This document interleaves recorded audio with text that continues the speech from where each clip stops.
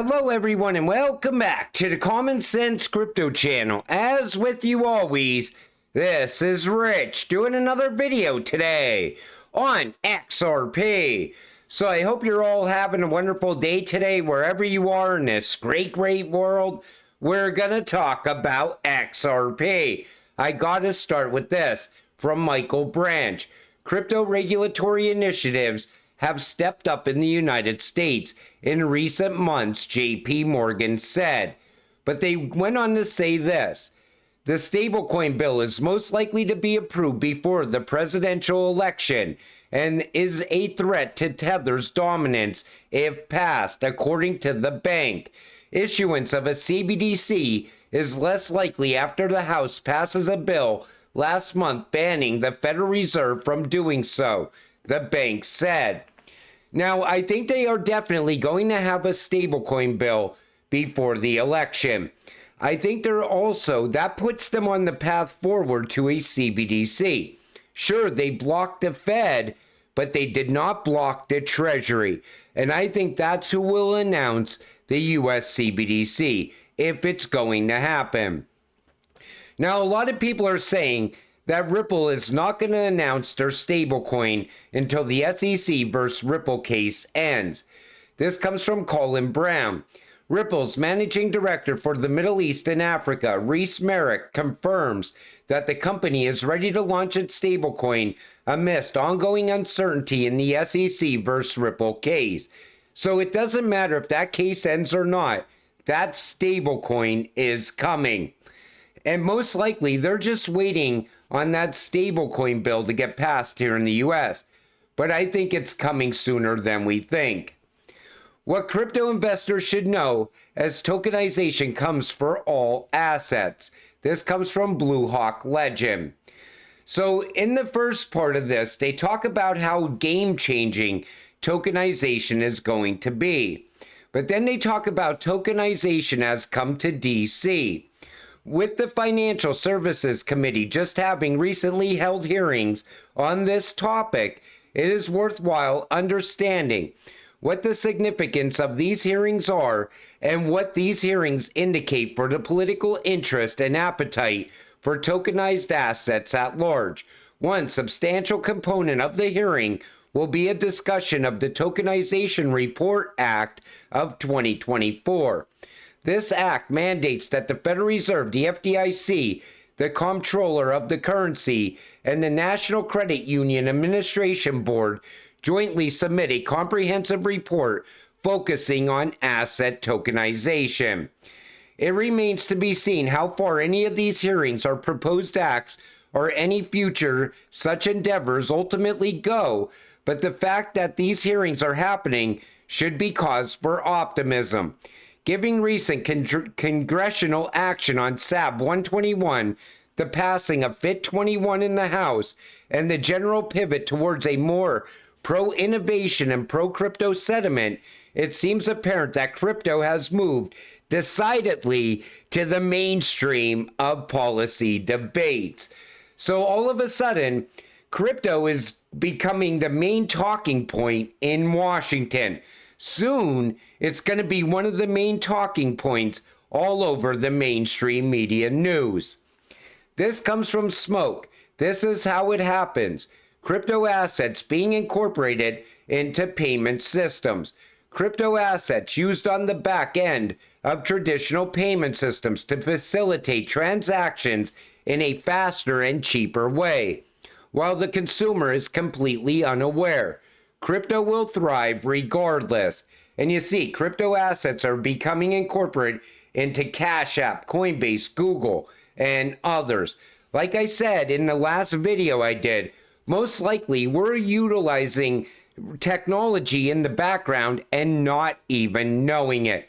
We are pushing towards mass adoption. But how do we get there?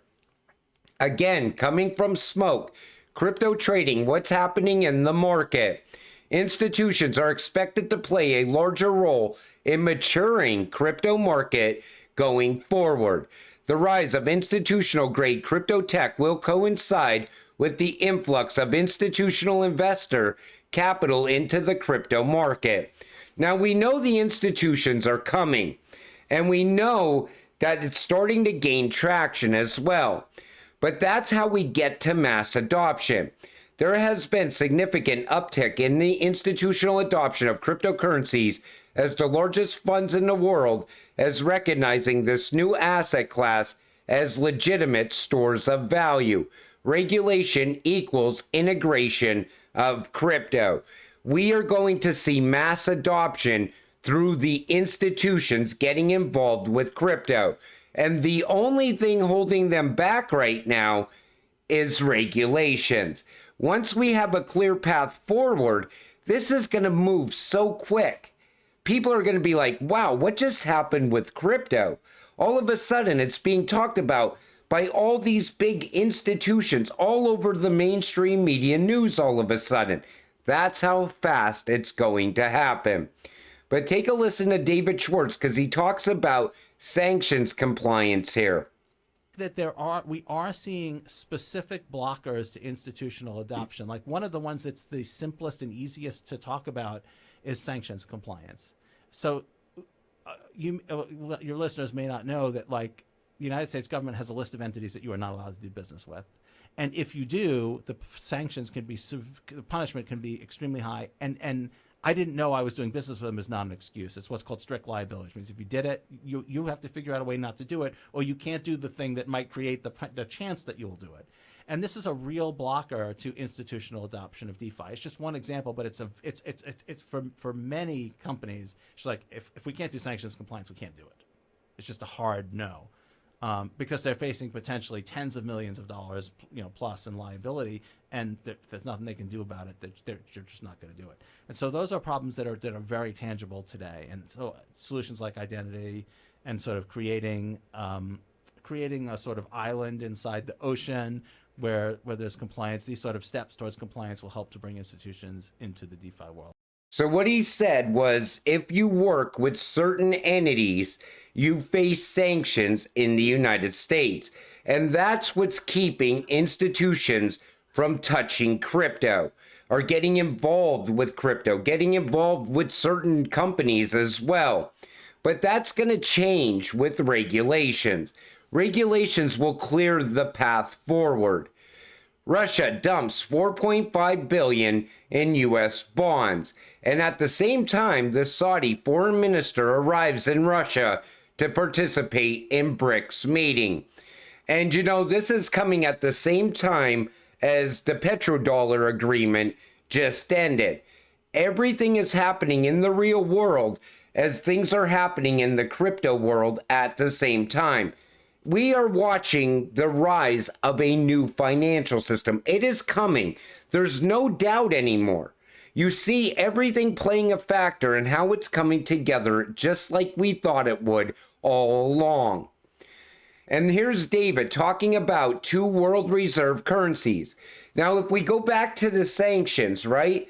The sanctions are what's going to lead to the downfall of the United States and the US dollar as a world's reserve currency.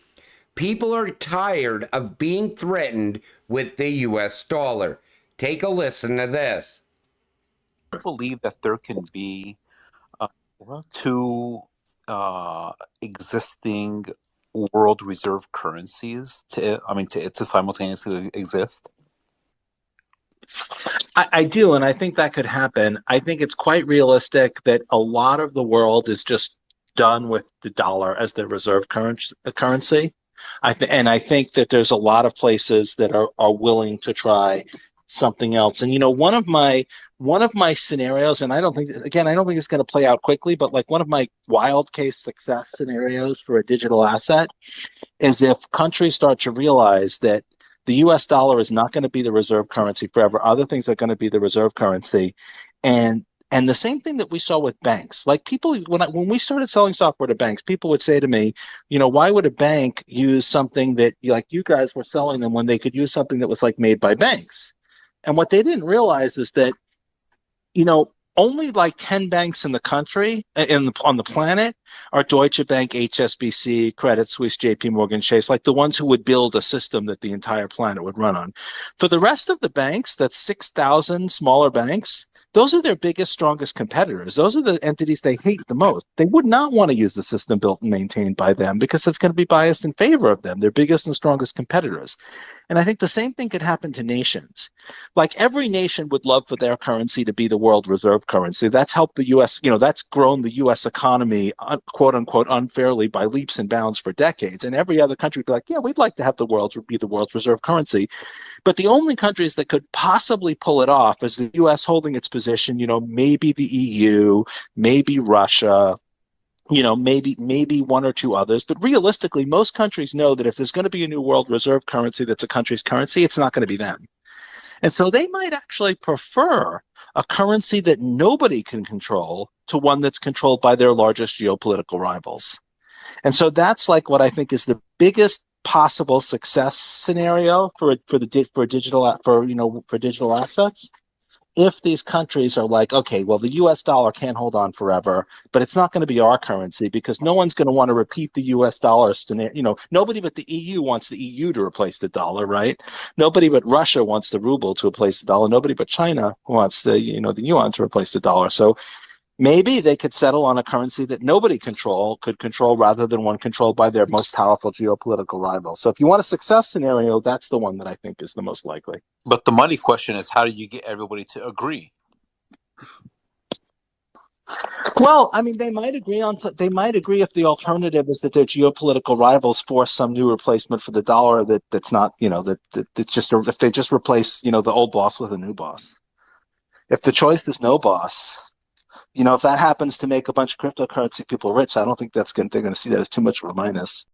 The reason I wanted to play that entire video is because what David said there is that there could be two world's reserve currencies.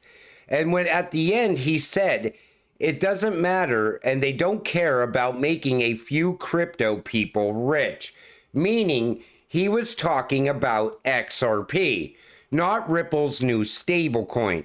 Because when this took place, that new stablecoin was not even talked about yet. Everything was still focused on XRP only. But that's what's going on right now. The rest of the world is done with the US dollar. And people could doubt that all they want, but you could see they're done with it. The reason that you see so many countries wanting to join the BRICS is to break away from the US dollar. They're tired of the sanctions. They're tired of the threats that come from the US government. And, here in the US government, these people are like delusional. They think that people are going to be worried about their sanctions forever, not when they have a different direction that they can go in. And that leads to a level playing field. And what's the biggest part of the new financial system? It's all about leveling the playing field. It's about banking the unbanked, making sure everyone has access to the new financial system, but they also have a level playing field, meaning that they're not controlled by one world currency or the US dollar as the world's reserve currency. Now, what can rise and what could make XRP the world's reserve currency? It's because it's a neutral bridge currency. And people would accept a neutral bridge. It's the same reason that people say, well, why would the BRICS want to use a U.S. company's technology inside of their payment system? Well, first, you got to look at Ripple for what it is. It's a global company at this point. Ripple has rails all around the world, payment rails already set up. And most of those rails are already inside of BRICS countries. So when China wants to send Russia a payment, they're going to want a neutral bridge in between. When India sends China payment, they're going to want a neutral bridge in between.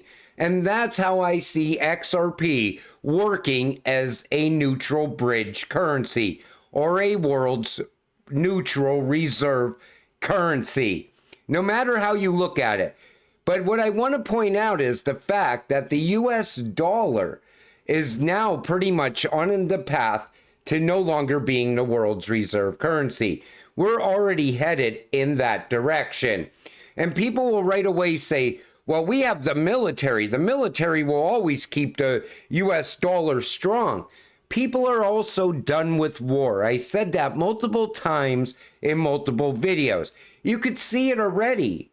You know, if you look at the way Putin talks and you look at the way China talks, they really don't want war. The only reason that they will go to war is if, you know, you have a problem with them. And most of the problems that arise come from the UN and the US anyway, because war is good for the US dollar. And people are done with the US dollar. And that's the path forward that I'm seeing happen.